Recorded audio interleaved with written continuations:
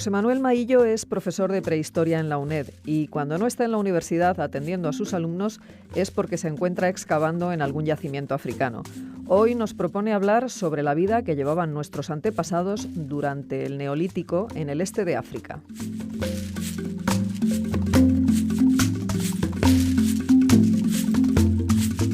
Para ello ha invitado a una investigadora especializada en tafonomía y zooarqueología que ha trabajado también en esta zona del continente africano.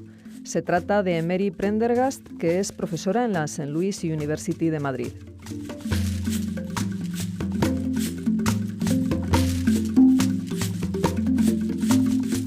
Hola, ¿qué tal? Soy José Manuel Maillo, profesor del Departamento de Prehistoria de la UNED. Hoy vamos a tratar en el programa el Neolítico en el este de África y para ello tenemos la colaboración de la doctora Mary Prendergast, que es profesora de la St. Louis University en Madrid y es especialista en zooarqueología de África. Bien, lo que tendríamos que tratar primero es, como bien saben, que la denominada Revolución Neolítica comenzó más o menos en el Próximo Oriente, en la zona de Israel, la Palestina, Siria, en Irán e Irak, en el creciente fértil, hace al menos unos 10.000 años.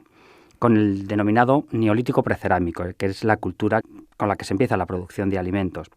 El pastoreo, que es básicamente de lo que vamos a tratar hoy, es secundario en este tipo de culturas, en esta zona nuclear, pero sin embargo fue más importante en las zonas marginales a este núcleo, a esta zona del creciente fértil, como por ejemplo ocurrió en el norte de África y como luego vamos a ver en el resto del continente.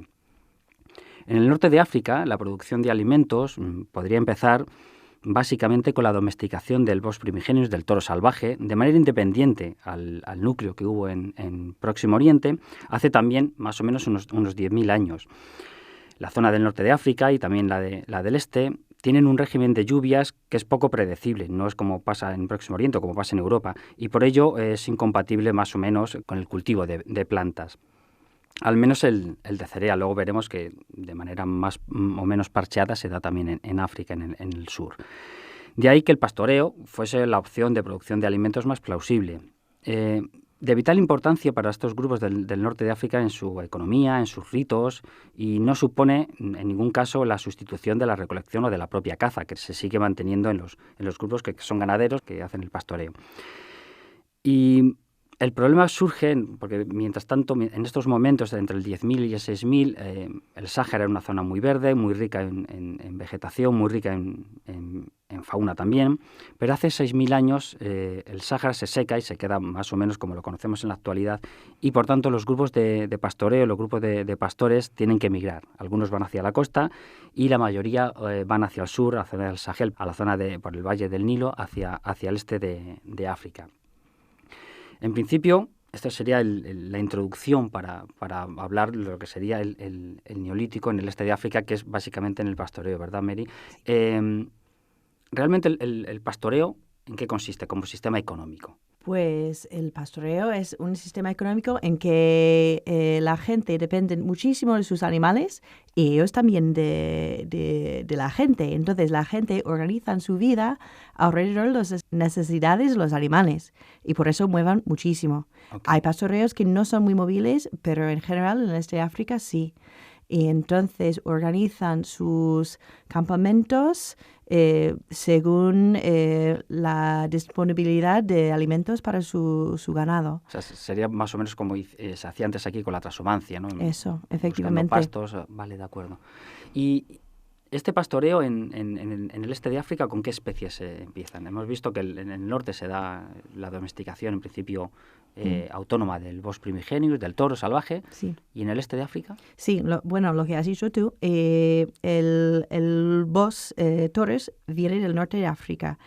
Y sí, se cree que se ha domesticado ahí independiente, aunque hay todavía un poco de debate en eso, porque hay muy pocos restos del primigenio, el antepasado salvaje, ahí en el norte de África. Pero bueno, en el este tenemos entonces la vaca, que ha venido del norte de África, y también la oveja y la cabra. Y como no hay cabras ni ovejas salvajes en esa zona, sabemos que han venido de otro sitio, que sería el Medio Oriente, a través del Sinaí y también a lo mejor a través de la península árabe. Y sin embargo con la vaca no. Con la vaca hay debate. Bueno, no, con la vaca tenemos bastante claro que ha bajado a través de la Valle del Nío, como has dicho tú. Pero también tenemos otra especie de vaca que viene a través del Océano Índico, pero eso es bastante más tarde. Okay. No sabemos exactamente cuándo, pero eso es una introducción bastante reciente. Vale, que es la típica vaca india que tiene joroba. Eso, se llama cebu. Cebu, de acuerdo, muy bien. Y una vez que los grupos de pastoreo llegan al este de África, llegan, me imagino que al norte de Kenia, al lago Turkana, ¿cómo se expanden luego por el resto de... ¿Ahí en Etiopía, ahí en Tanzania? Pues sí, llegan al norte de Kenia, lo que es el lago Turkana, que es una zona que hoy en día es muy seca, sobre hace 5.000 años.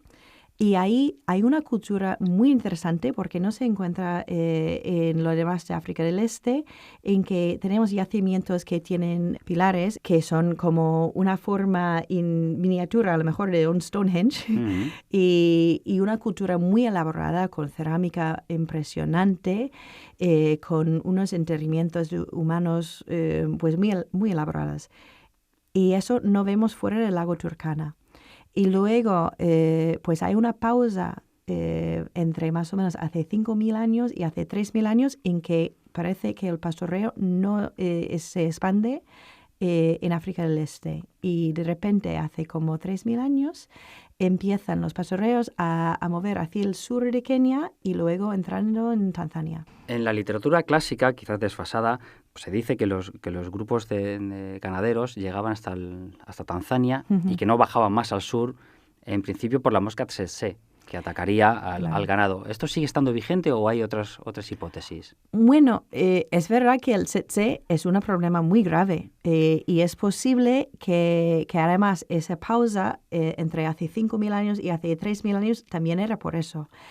Pero lo que estoy viendo yo, porque ahora estoy co-dirigiendo un proyecto en Tanzania Central, o sea que entre Tanzania Norte y Central, es que sí que hay yacimientos. Es que nadie ha hecho la prospección que se necesita para encontrarles, porque es una zona en que la prospección es muy difícil, estamos hablando de llanuras enormes, y estamos hablando de un sistema económico móvil y entonces tampoco habrá muchas concentraciones de restos de pastoreo. Y entonces todavía no se sabe si realmente el pastoreo ha parado ahí en el norte de Tanzania o si no hemos encontrado los yacimientos porque no lo estamos buscando. Claro, porque además me imagino que será un sistema económico que deje poco rastro a lo largo del tiempo. Una vez que se mueve el campamento, desaparece la cultura. Sí. Además, si está en llanura, pues simplemente con la hierba, la flora que puede salir, el sedimento que puede taparlo, lo hace casi invisible. Claro, sí, es lo que siempre ha dicho. Claro. Es lo que siempre ha dicho. Aunque yo tengo una colega que está haciendo un estudio etnoarqueológico de los Samburu, que es un grupo pastoreo en Kenia, y de hecho lo que ha descubierto ella es que sí, los Samburu, aunque son muy móviles, usan muchísima cerámica, tienen una cultura material bastante grande y que sí dejan restos. Okay. Entonces es muy interesante porque siempre ha sido como la teoría clásica de que los pastores móviles son invisibles. Pero a lo mejor no lo son. Es que tenemos que hacer bastante más prospección para encontrar los yacimientos. No, y otro dato que acabas de decir muy interesante es el hecho de que los grupos de ganaderos usaran cerámica, que siempre se asocia a un sedentarismo, ¿no? Por la fragilidad que tiene el propio objeto, ¿no? Me parece muy interesante para cambiar un poco quizás el concepto de lo que entendemos por kit neolítico, a lo mejor, ¿no? Sí, lo que entendemos ahora de ese estudio de los Samburu es que siempre pensamos que la movilidad, pues, ¿cómo se dice? Constriñe un poco. Constriñe la capacidad de los pastoreos a hacer cerámica.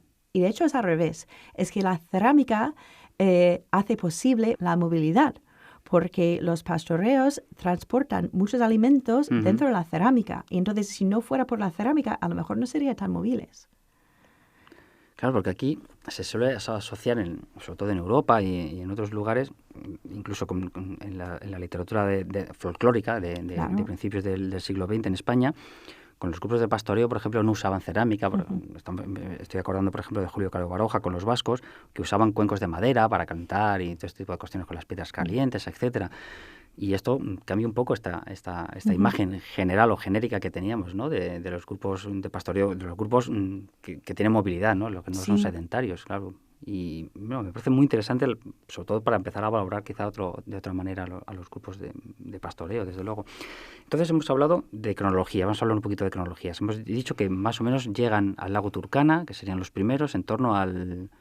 Hace 5.000 años, 5.000 digamos. años. Y a partir de ahí bajan, hay un lapso de tiempo, y a partir del 3.000 es la gran dispersión, ¿no? Eso. Sería más o menos... También hacia Etiopía, donde, por ejemplo, si hay una agricultura... Sí, yo... a ver, las fechas que tengo para Etiopía son un poco más tardes, como hace, 3.500 años a lo mejor. Y de hecho, tenemos muy pocos datos de Etiopía. Es posible que han llegado antes ahí, porque tendría sentido. Sí, tendría más sentido, desde luego. Y es que... pues había muy poco trabajo ahí y las fechas que tenemos son bastante antiguas. Se han hecho en los años 60, por ejemplo, y con métodos de carbón 14 que son ya bastante antiguos. Sí. Y entonces realmente no tenemos buenos datos de ahí. Okay. ¿Y solo pastoreo? ¿No hay ninguna agricultura antigua o que acompañe? Pues eso sí, pero en zonas muy limitadas. O sea, porque como el pastoreo es un sistema muy flexible que permite la movilidad, tiene sentido que en una zona como África del Este, donde tienes épocas de sequedad y humedad, el pastoreo es el sistema económico más extenso. Claro. Pero en zonas en concretos, como por ejemplo en Etiopía, en las zonas donde tienes una altitud bastante alta, ¿no? Los highlands, sí, y tienes una zona donde hay bastante humedad, pues ahí sí, de hecho, las primeras plantas cultivadas en el este de África vienen de Etiopía. Entonces estamos hablando del tef, por ejemplo, que es un grano que hoy en día sigue siendo muy importante en la comida etiopea. El típico injera, ese pan que se come en los restaurantes etiopías, está hecho de ello. El café, gracias a Etiopía tenemos café. Y también un sorghum y un mijo. Y entonces tenemos eso en Etiopía, también en África del Oeste. En una zona en concreto también, pues tenemos mijo y sorghum ahí. Y, por ejemplo, en las zonas del Central Rift, estoy pensando en que son zonas altas también, del lago Nakuru, lago Naivasha, por ahí no tenemos... Donde ahora hay una agricultura muy intensiva, ¿no? Sí, no, es verdad que hoy en día eso es como la cuna de toda la agricultura de esa zona. Pues hay un yacimiento en que hay un grano, que yo sepa, solo un grano. Okay. Y no me acuerdo si fuera de mijo o sorghum. Pero el problema es que, lo mismo que he dicho antes con los yacimientos, que nadie ha buscado restos de plantas, porque el sistema de flotación que hay que hacer para buscar semillas, etcétera, en los depósitos arqueológicos usa muchísimo agua, consume mucho tiempo. Claro. Y en general la gente lo ha hecho en África, sobre todo en África del Este. Para ir terminando, ¿qué aprovechan los grupos ganaderos de su ganado? Pues de todo, pero yo creo que pensamos que comen mucha carne y no comen mucha carne. De hecho, solo matan a sus animales cuando realmente hace falta, porque claro, el ganado es la forma de riqueza que tienen. Y entonces usan leche y muchísima sangre. Se puede cocer y comer sangre. Y la leche se puede convertir en un tipo de mantequilla para cocinar que lleva mucha grasa y es muy, muy valorado. Y que se conserva bien, me imagino. Se conserva bien incluso en condiciones tropicales. Y entonces la gente lo usa mucho, se llama ghee. Ghee. Una especie de mantequilla o de requesón, una cosa así, ¿no? Eso, exactamente. Una mantequilla muy densa. Duro, muy densa, sí. Bien, pues hasta aquí el programa. Hemos dado una visión muy general, pero yo creo que muy interesante, sobre lo que es el pastoralismo, lo que es el pastoreo en el este de África, en el inicio de la producción de alimentos. Muchas gracias, Mary, Gracias por colaborar con nosotros y hasta el próximo programa. Gracias.